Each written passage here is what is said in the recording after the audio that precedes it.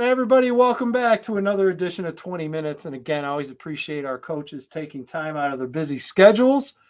You never know what's going on from day to day, whether snow days or busy meetings or what have you. I appreciate all of our coaches taking time to join us. And again, thrilled to bring in someone, let's just say I've known him for a long time. And again, longtime head coach of Jacksonville. Current president of the Illinois High School Football Coaches Association, Mark Grounds. And Groundsy, great to see you. Snow day for you, huh? Yeah, we got the call early this morning. It didn't start ice until about 8 o'clock, but all the really bad times down here are going to be during school hours and transportation time. So I'm kind of bunkered down in the compound with my attack Shih Tzus, watching the second Central Illinois blizzard of the year. Well, I did have a little something queued up, and I totally missed it coming in. But, I think of you, and I think of the attack Shih Tzus and you sitting on your deck drinking coffee, and something like this playing in the background. Yeah, little Bob Seeger. He may or may not have been on the speaker this morning while my wife was still asleep. There you go. Appreciate your time again, as always. So many things to get into. Let's start, I guess, with the low-hanging fruit.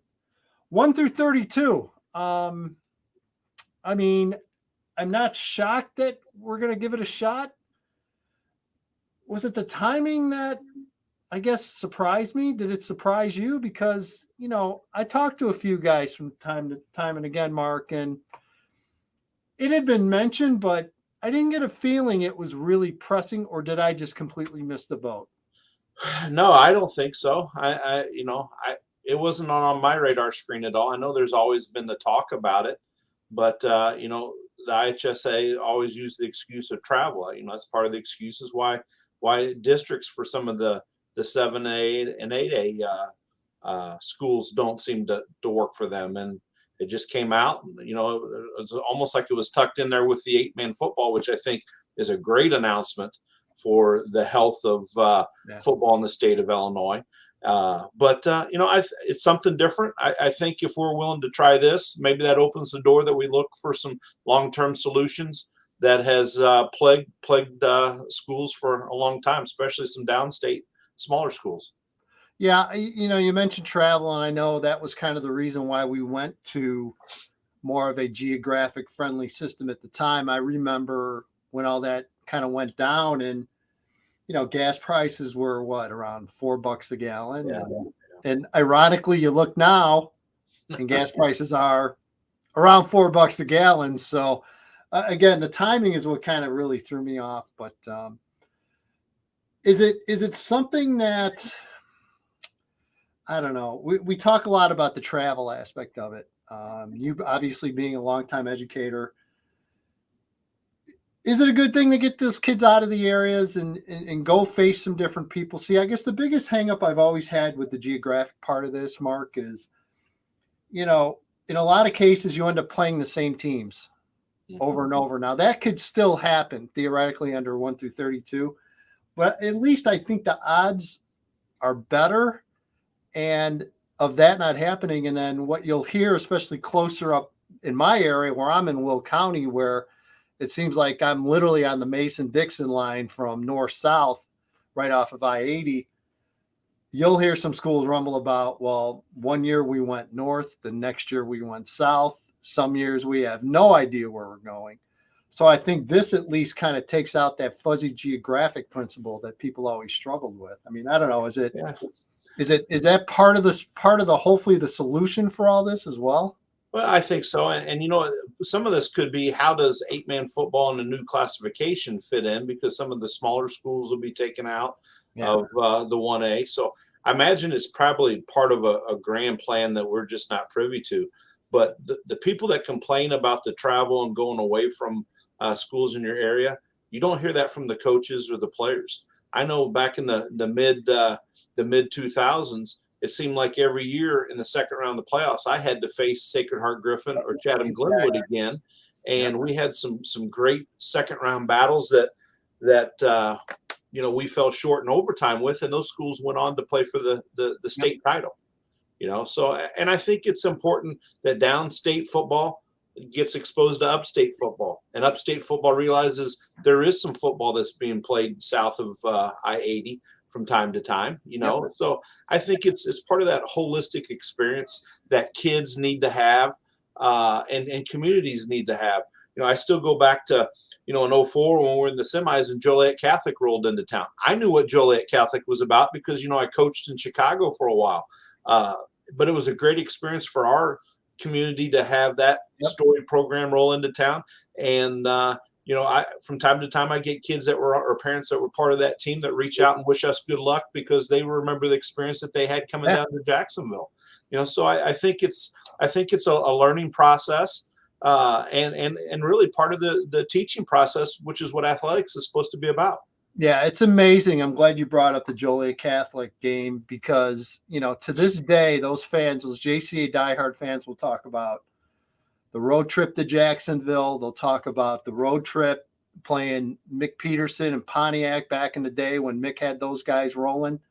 And those games, I mean, they'll bring up old, like, what was the name? Santos, the running back from Pontiac. You still hear, they'll still talk about that atmosphere, and they talk about Jacksonville and making that trip and the great atmosphere and how much,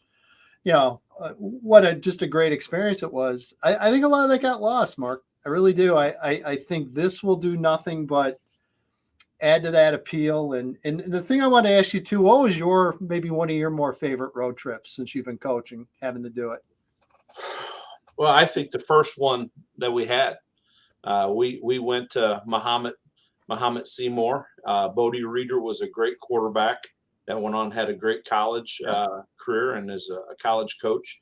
Went to Muhammad Seymour in 03. My first playoff game as a head coach, and we were able to get through with the win. So I think the first trip's always the best. But I will say this, we've had quite a few road trips in the playoffs in my tenure. And I don't think that I've really had a bad experience. I think it's always been a really great experience going to a different community, seeing how different people do things. And, we've had some great memories of going there and beating and upsetting some quality teams. And that's always nice to kind of be a road warrior, to go in and face a different crowd in their own place. You talk about meeting different people and different experiences. And I've got to imagine your time in the Coaches Association has broadened that for you, that you've gotten to know guys and coaches that in a lot of other cases, not being as involved. And let's face it, Mark, you've been hands-on for a long time with the Coaches Association. How is that kind of, maybe, I don't want to maybe say changed your opinion from time to time, maybe it has. How has that experience at least kind of maybe broaden your horizons when it comes to different issues? Because I've got to think it definitely gives you a lot more to think about and consider when you're looking at a much wider basis than just what's impacting Jacksonville and really the Springfield area.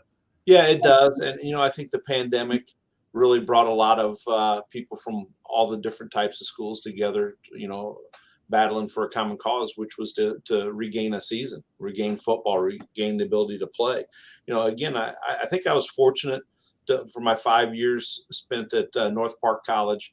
I got to know a lot of public school coaches. I got to know a lot of private Catholic school coaches that are still some of my best friends to this day. So I think I bring a unique perspective that I'm a downstate guy that understands some of the issues that the city and some of the suburbs deal with. And I think that's allowed me to relate and reach out and continue to cultivate those type of relationships. My time as president is finally gonna come to a conclusion at the state clinic this coming up mid-March. Yep. And it seems like it's been forever because of COVID, but it's been very rewarding. I was very fortunate to get the opportunity to start being more and more involved with the association. And I think more than anything, it's really kind of given me more of an appreciation for, what Sam Knox and Mr. Gibson have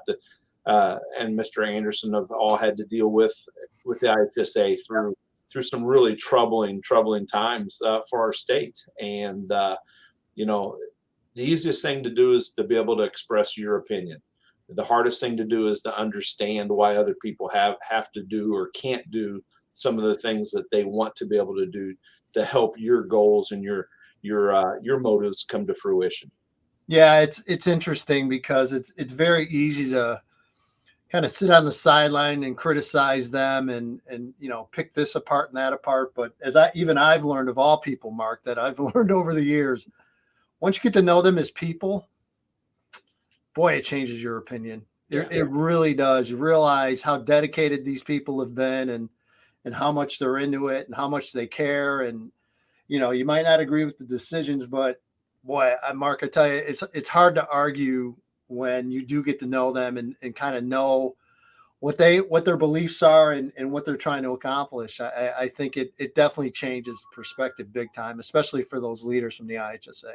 Well, people forget that they became members of the IHSA board and working for them full time because they got into teaching and they got into coaching themselves. And they forget that a lot of times they've been in very similar situations that we sit in and deal with a lot of the same issues that we deal with on a daily basis. They've been through that. And, they've become leaders and stuck their neck out to try to make improvements and push the envelope to make Illinois athletics better. And they haven't always agreed with me, and I haven't always agreed with them.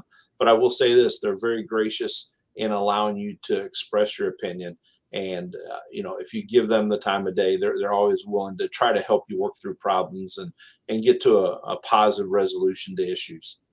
As far as kind of bigger picture, whether being Football Coach Association president or head coach at Jacksonville, what's the next big issue we need to take on?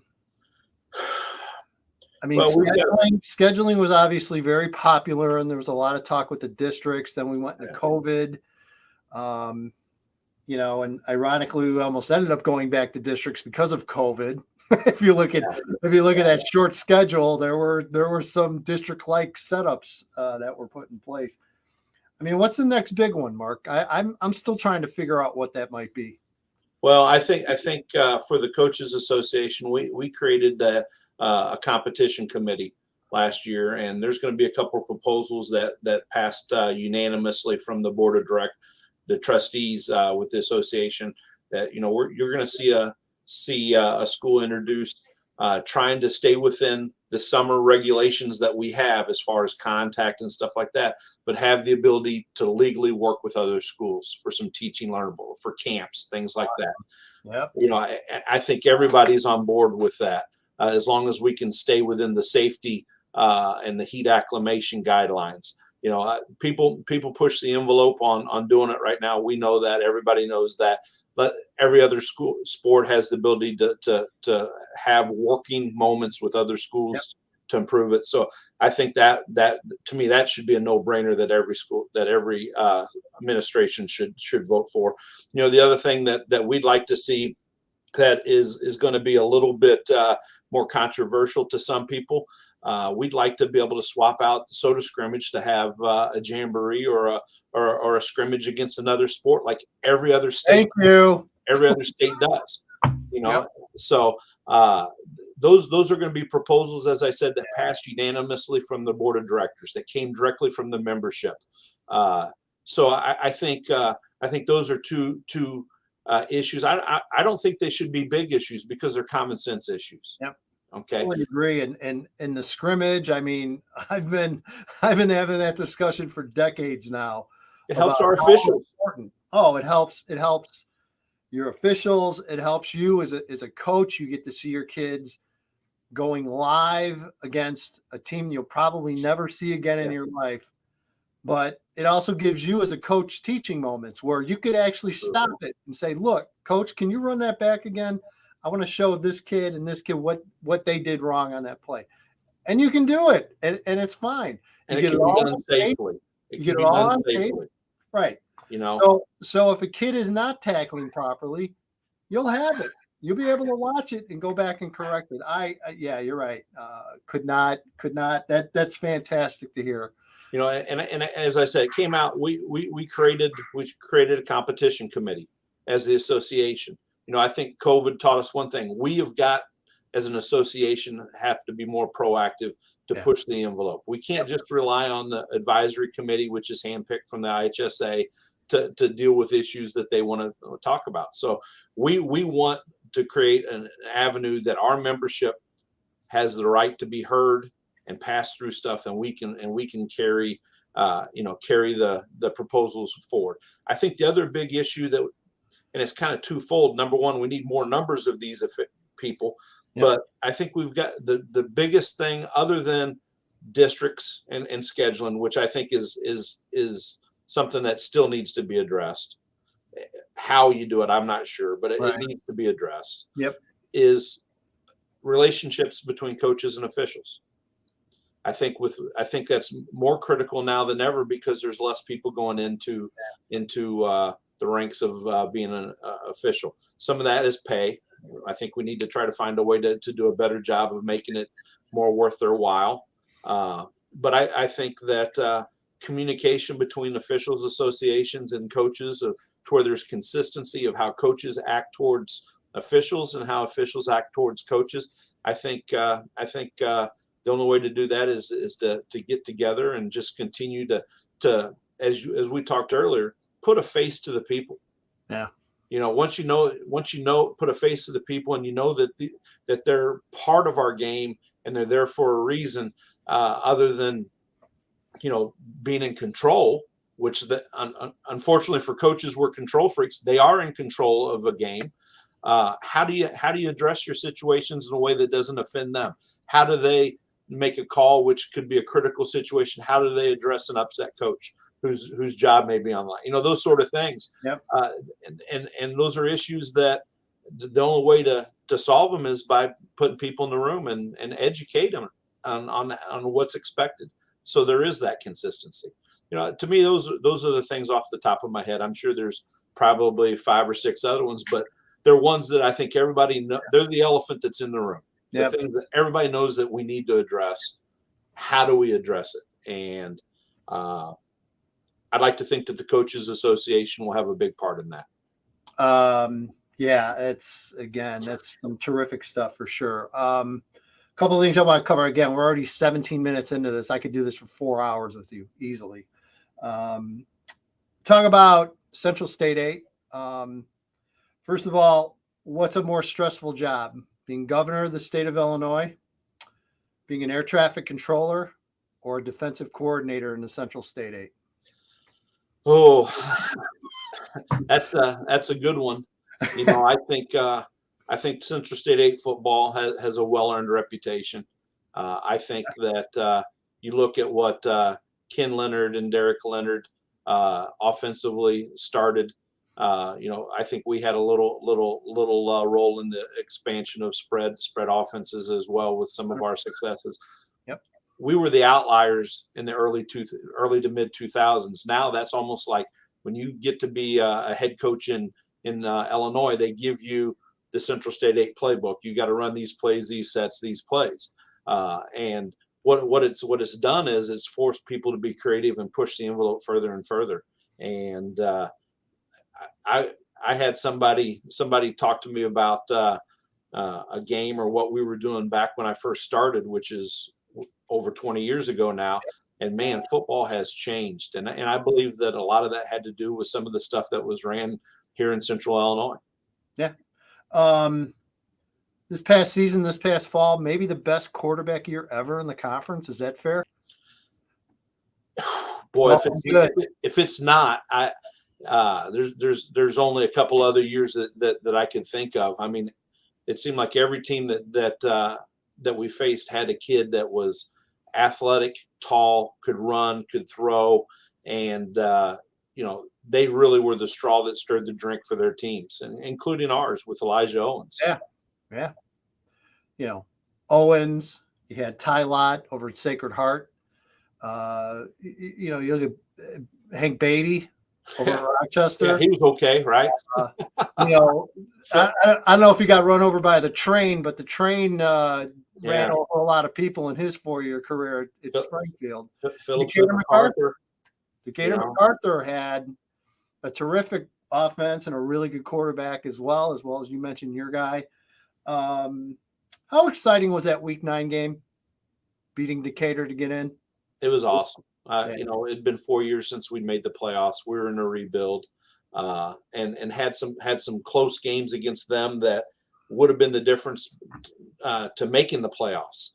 And they came off a really big game against Springfield High the week before, and it when it's been a few years since you coached in a big game and came out on top, you're human. You second guess, hey, am I doing this right? Am I doing that? And our kids just week after week, even with some of our close losses, you could just see them getting better and getting better and getting better.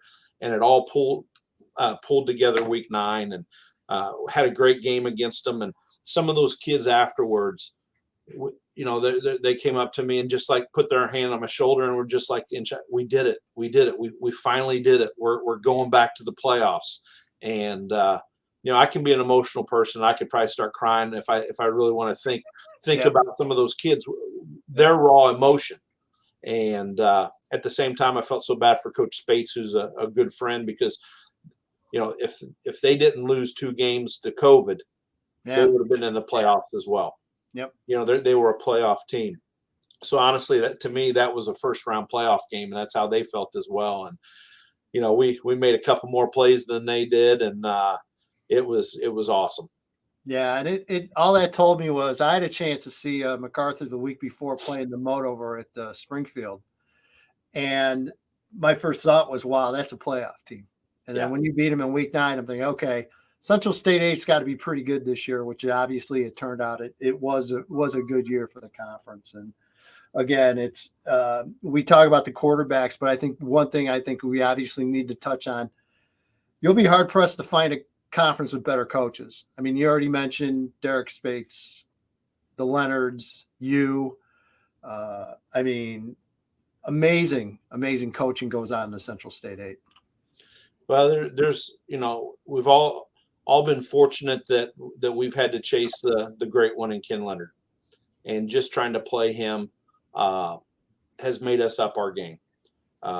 Dan Rourke, longtime coach at Chatham, who, Yeah. Coach Hay, who's doing a terrific job taking over for him. Yep. We've had some of the deans of coaching downstate in our league, and they have always been very gracious with their time with younger coaches, and been willing to be mentors, even though we have to compete on the field. And when Ken hangs up the whistle, I'm going to be the oldest coach in the league, and I don't know how I went from being that young guy to now all of a sudden I'm 20 plus Yeah. years into this. Yeah. But we're a pretty tight group, and we try to help all of our kids get recruited, and we've done everything that we can possibly do to elevate the collective whole of the Central State 8. And I have a very small part of that compared to some of the other guys, but we've been very fortunate that the people that were in charge when we all took over taught us the ropes and helped give us the tools to try to continue to elevate the exposure of our conference. Yeah, it's been great. You mentioned recruiting, and I don't want to keep you forever. I want to touch on it a little bit though. Probably the toughest 2 years ever I can remember from recruiting, from trying to find spots and offers for kids. How difficult has it been for you, and what do you tell your parents? It's frustrating. These kids have done all the things right. They go to the camps. They're doing it academically. The transfer portal has completely jacked up anything that we know about recruiting.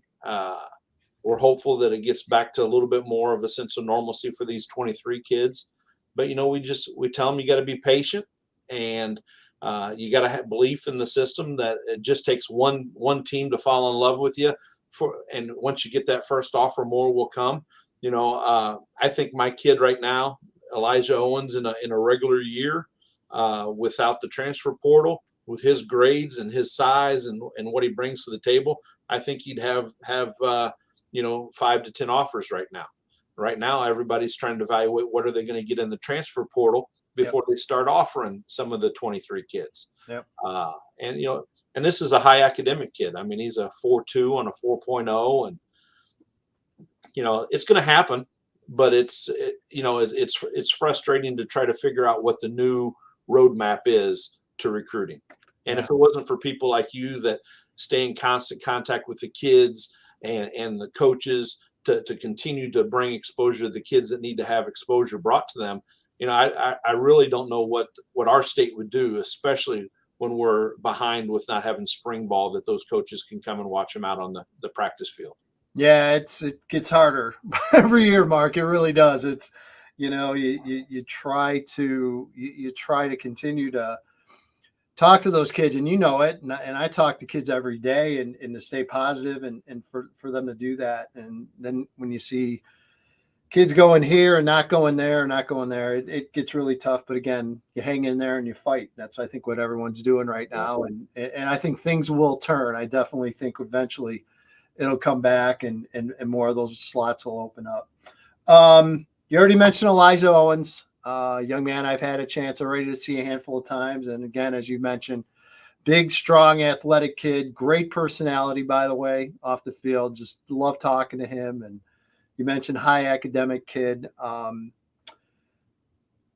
Give us a few other names of kids, maybe. I don't know if they're considered higher recruiting kids or just higher senior leaders for you.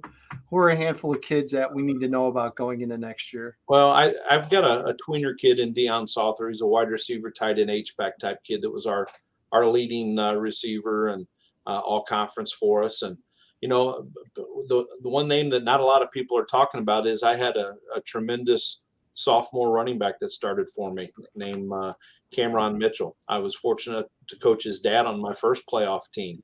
And this kid is 185, 190 pound back that runs low fours, that had a tremendous impact on us. He was just a little bit under 1,000 yards, had a calf injury that really slowed him down the last 3 games of the year. But you talk to the coaches in our league, they'd say that the Owens and Mitchell were a pretty dynamic 1-2 punch in the running game. And so he's going to be a name. Jacob Poole is a kid that's been a 3-year starter for us at safety and wide receiver. And, honestly, most of my kids that are going to be starters as seniors have been multi-year starters for me. And, I think we've got a great group that wants to play football after high school.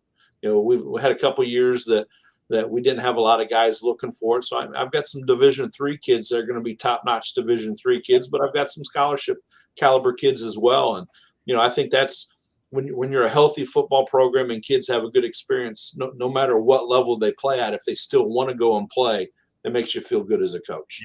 Yeah. And I think we're going to have a good group this next year. You still get some of the old alums checking in with you from time to time? Yeah, I believe it or not, I was at my 7-year-old nephew's basketball game, his second basketball game, and I didn't realize that Gabe Megginson's nephew was there, and I didn't even know Gabe was in town. Yeah. So all of a sudden he walks right up, and I look up at him, and we were both masked, and I said, "Hey," I pulled it down a little bit, and he sat down, and it was a great visit. I keep in contact with Blake Hance a little bit here and there. What I tell my guys is when they go off and do their own thing, I'm their fan from afar. Okay, I'm their high school coach. I'm a fan from afar. I'm not somebody that's going to pester them nonstop and try to ride on their coattails. I help lift their coattails for them, but it's their ride that they're on. And around the holidays, my phone blows up with from people that I haven't seen in a long time. And it always seems like whenever you're down or you're having a bad day, out of the blue, somebody will text something that you haven't talked to for a long time. So when you've been around as long as I have, you've got a lot of former players, and they need to realize that they pick us up as coaches as much as we get an opportunity to pick them up. So yeah, it's a full full plate for us with the alums. Yeah, that's great to hear. Hey, I've kept you too long already. I appreciate you taking time. It's always great to talk to you. Every time I drive through Jacksonville or passing Jacksonville, I text you, and I still do. Whenever I'm going through. I appreciate it. One of these days before we're both done, hopefully you'll get a chance to see us on the carpet, and we can have that conversation before the last game of the year. That would be phenomenal. Absolutely phenomenal. Mark, you're the best. Hey, have a good one. Stay safe.